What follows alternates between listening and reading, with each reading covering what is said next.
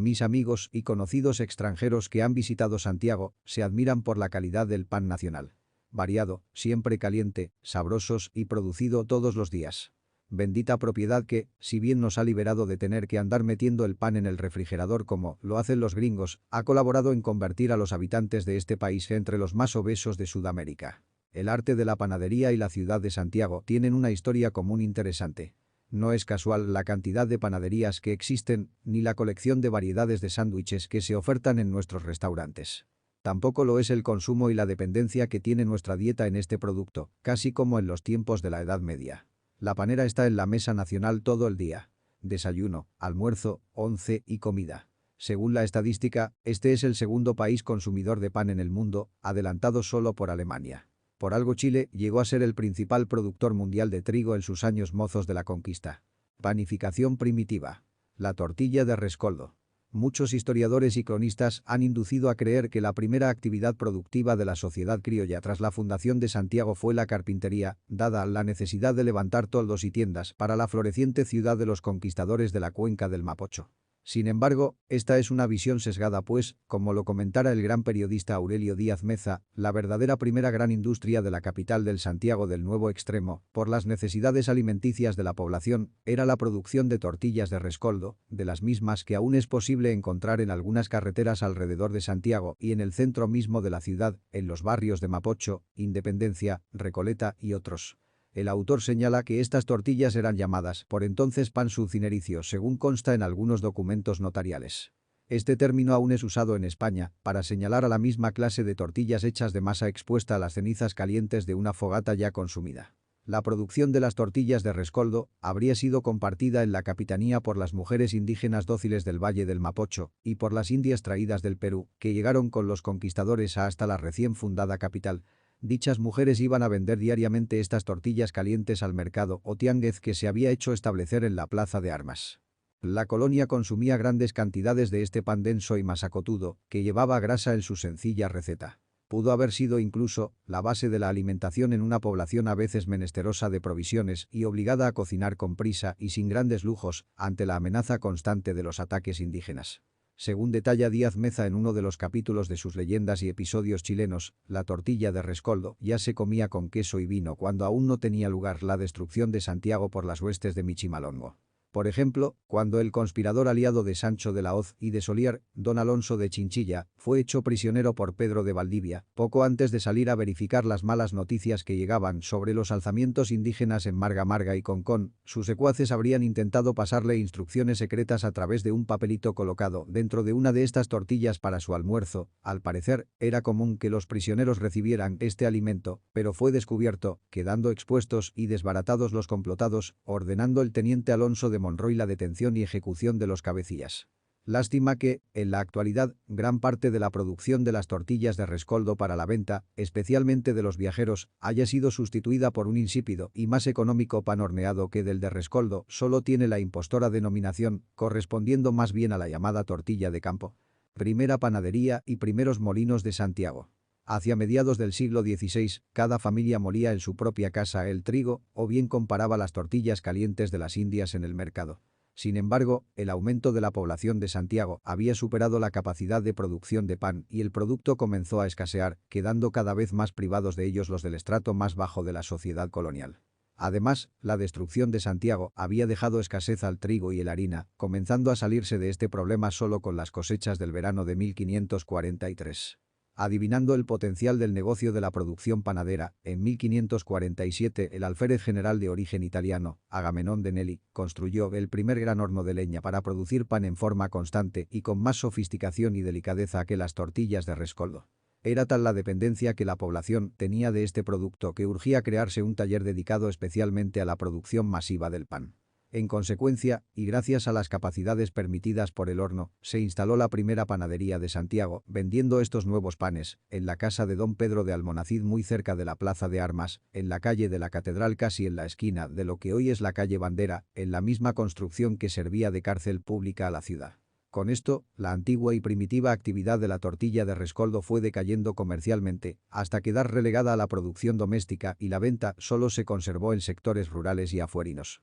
El 22 de agosto del año siguiente, el ciudadano Rodrigo de Araya, propietario de los terrenos que hoy corresponden al barrio El Salto, por entonces, El Salto de Araya, obtuvo del Cabildo una autorización para instalar un molino, aprovechando el canal de aguas del Mapocho que se habría construido al sur del Cerro Santa Lucía. Hasta ese momento, el negocio de la molienda había sido del interés de muy pocos emprendedores, como el carpintero Bartolomé Flores, de origen alemán, quien apenas supo de la autorización para Araya, partió al cabildo a solicitar la instalación de su propio molino, pero al norte del Santa Lucía. Tuvo éxito y, como contaba con más dinero y recursos que Araya, pudo instalar su molino solo 2 meses después, dentro del mismo año de 1548. Araya, en cambio, solo pudo levantarlo y ponerlo en funciones 4 años después. Una panadería se instaló por la esquina suroeste justo donde estaba antes el molino de Araya y llegó a ser muy conocida en el siglo XIX, propietada por el señor Steuben. En su Historia física y política de Chile, Claudio Gay escribe en la segunda mitad del siglo XIX sobre la alimentación rural colonial, verificando esta transición entre el pan de rescoldo y el pan de horno dentro de las preferencias del pueblo en la centuria anterior. En otro tiempo comían pan raras veces, y aún en el siglo XVIII las personas ricas de Talca preparaban el suyo haciéndolo cocer en las cenizas. Era este un pan sin levadura llamado tortilla que aún se usa en los ranchos, pero que se hace cada día más escaso desde que la introducción de buenos molinos permite obtener la harina a bajo precio y de muy buena calidad. Veremos que este pan de horno penetró profundamente en la sociedad chilena, creándose una línea de necesidad directa sobre el producto que, como hemos dicho, estaba presente en prácticamente la totalidad de las alimentaciones diarias del Santiago colonial. El pan amasado y la importancia comercial del trigo. En 1544, Valdivia había distribuido gran cantidad de semillas de trigo entre los caciques indígenas. Francisco Encina cuenta que, para 1557, esta producción había aumentado a proporciones de gran escala, siempre en manos de agricultores de origen mapuche. Probablemente, los panes que se cocían entonces tanto en los hornos de barro de las haciendas, casas pobres y panaderías, era el ancestro de lo que hoy llamamos pan amasado u horneado, también muy vinculado a la vida rural. No obstante, los modelos de pan europeos exitosamente introducidos en Chile aparecerían en la mesa familiar chilena muy poco tiempo después, como podremos verificarlo. Esta progresión en la calidad de este producto, estrella de la harina, es reportada por el abate Juan Ignacio Molina en su compendio de la Historia Civil del Reino de Chile, publicado en Madrid hacia 1795 y que dice así. Los primeros hombres comían los granos crudos, era parte de su alimento. Pero esta comida, saliéndoles insípida y difícil de masticarse, tomaron el partido de tratar de tostarla o de cocerla, machacando fácilmente entre las manos el grano tostado, naciendo las tortitas y después el pan. De la época que hablamos, los chilenos ya no comían los granos crudos. Los cocían en ollas o los tostaban en la arena caldeada, operación que los pone menos viscosos y más ligeros. Como se ve, las cosas cambiaban positivamente, a pesar de los choques contra los intentos de fijación de precios decretados por el Cabildo hacia 1610 y que obligaba a los panaderos santiaguinos a vender 30 panes de a libra, a 8 reales, bajo pena de perpetuo silencio si no respetaban la orden, además del nombramiento de nuevos panaderos. El pan amasado y cocido al horno era, además, un producto barato, rápido y de acceso a todos los estratos sociales, acceso alimenticio y económico facilitado por la cantidad de panificadoras que ya funcionaban en la capital. Aunque actualmente su venta se concentra principalmente en balnearios y sectores rurales, en el radio central de Santiago aún es posible encontrarlo en sectores de la Chimba y algunos vendedores particulares del centro, generalmente ancianas, que se instalan con frecuencia en las salidas de algunas estaciones de metro. El crecimiento del trigo en la agricultura chilena en aquella época, en tanto, se debió principalmente a que era el único producto de la capitanía que se consumía masivamente en el mercado del Virreinato del Perú, especialmente desde el trágico terremoto de 1687.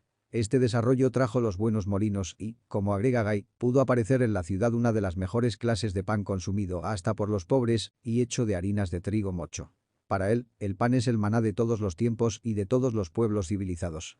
Fue por esta gran dependencia peruana que el virrey Manso de Velasco intentó fomentar los cultivos de trigo dentro del propio Perú para no depender exclusivamente de los productores chilenos para la producción de pan en Lima, como lo comenta Agustín Ros en Reseña histórica del comercio de Chile durante la era colonial. La marraqueta y otros panes europeos en Chile. El naturalista Gay también comenta la presencia dominante del pan francés o marraqueta, pan batido, en la oferta panadera nacional, confirmando la antigua y masiva oferta que ya tenía esta particular propuesta de las panaderías locales, entre fines del siglo XVIII y los tiempos de la Reconquista española. En Chile hay varias clases cuyas principales son el pan francés, que es el común de la Europa, el pan inglés de forma redonda y un poco menos cocido que el anterior, el chileno sazonado con grasa y generalmente usado en las provincias. La talera, que se da a los peones y a los mineros y amasada con la harina en hoja, y la tortilla preparada como en tiempos bíblicos y como la preparan todavía los árabes y otros pueblos de la África, es decir, sin levadura y cocido bajo las cenizas poco antes de la comida. Hasta el último siglo su uso ha sido muy general y lo mismo entre las personas ricas de las provincias, pero hoy día se encuentra solo en la mesa de la plebe y en los ranchos de los campesinos. Cabe indicar que no solo la buena harina permitió la producción de marraquetas y otros panes europeos en Santiago de Chile, sino también el mejoramiento de los hornos. En la actualidad, la producción masiva de este producto con la reconocida buena calidad que tiene la marraqueta chilena se debe al tipo de horno que se usa en las panificadoras, razón por la que no se lo produce en forma casera y que conserva gran parte de la humedad de la masa en pleno proceso de cocción.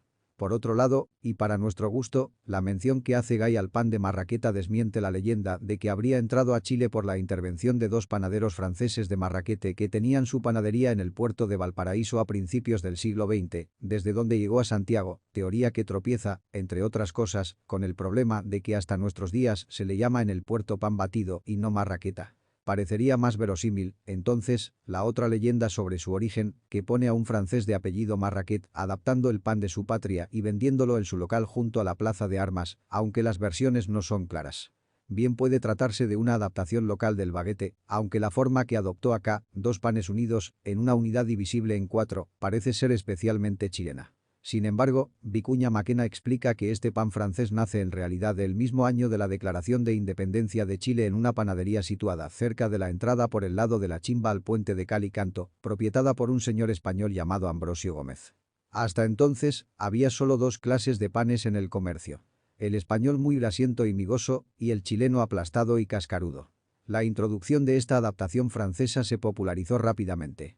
Como sea, y aunque el mismo pan marraqueta se ha distribuido, a veces con otros nombres y versiones, dentro del vecindario sudamericano, todo indica de que, cuanto menos, su paso por Santiago pudo de ser importante en la identidad o la dispersión de este producto, junto a su larga historia de arraigo y difusión por Chile, Perú, Bolivia, Argentina, Uruguay y otros donde se lo puede encontrar.